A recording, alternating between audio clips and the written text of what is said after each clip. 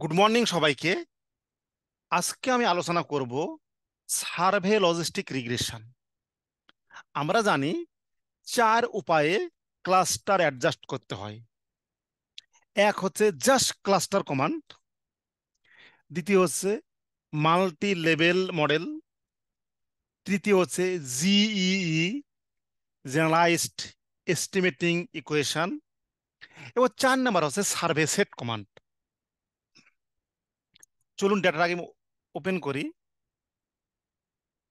Survey set কমান্ডের অ্যাডভান্টেজটা হচ্ছে আমরা একসঙ্গে ক্লাস্টার, স্ট্যাটা এবং ওয়েট অ্যাডজাস্ট করতে পারি। যদি আমাদের ডিজাইনটা হয় কমপ্লেক্স ডিজাইন, স্ট্রাটিফাইড ডিজাইন, তাহলে আমাদের এই মডেলের প্রয়োজন হয়। ধরুন এখানে ORDER অর্ডার,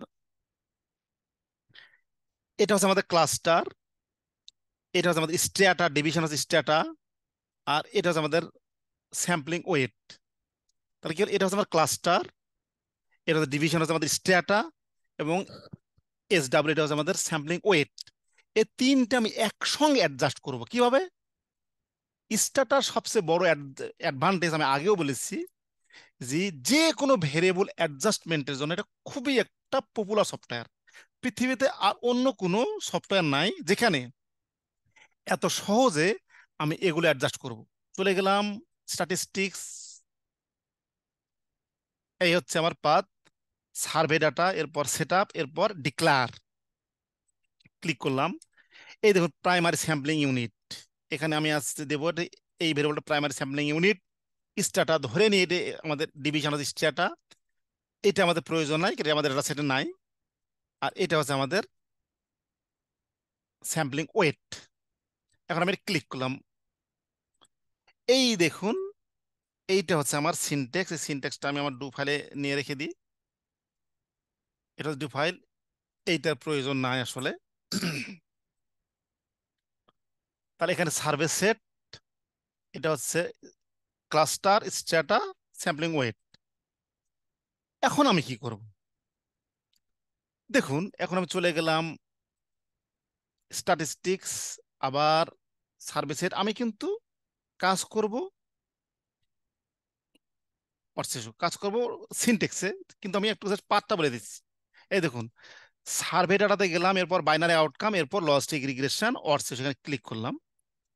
ক্লিক করার পর আমি এখানে দেব আউটকাম ভেরিয়েবল হচ্ছে বিএমআই খ্যাট, ইন্ডিপেন্ডেন্ট ভেরিয়েবল হচ্ছে টাইপ অফ টয়লেট।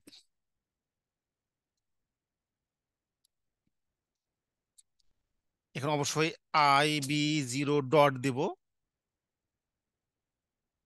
এবং এখানে আমি এন্টার দিলাম। শুধু শুধু আমি যদি লজিস্টিক রিগ্রেশন দিতাম, শুধু লজিস্টিক রিগ্রেশন দিলে পারে ই আসতো, এটা আসতো আমার অর্থশিষ্য। কিন্তু এর আগে যে আমি সার্ভে লিনিয়ারাইজড, সার্ভেকে আমি বলে দিচ্ছি সার্ভের মধ্যে কি আছে। সার্ভের মধ্যে কি আছে? ক্লাস্টার আছে, স্ট্যাটা আছে, ওয়েট আছে। এইখানে আমি দেই, তাহলে কত আছে? 1.38। এটা আমি নিয়ে চলে গেলাম কোথায়? এই দুটি আমাদের একসঙ্গে করতে হবে। আগে এটা, এরপরে এর নাম হচ্ছে আনঅ্যাডজাস্টেড, সরি এটা ক্রুট। আমি আগে বলছি আনঅ্যাডজাস্ট কথা বলতে পারবো না। আনঅ্যাডজাস্টেড তখনই বলবো যখন কোনো ভেরিয়েবল বলি, ওয়েট বলি, ক্লাস্টার কোনো কিছু অ্যাডজাস্ট করবো না।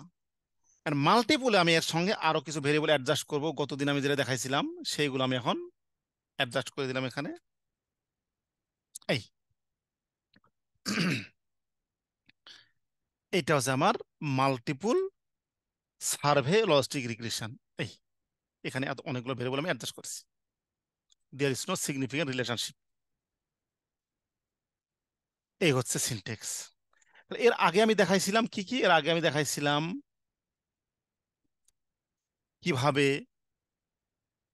এই দেখুন, এই যে জাস্ট ক্লাস্টার অ্যাডজাস্ট করলাম এখানে।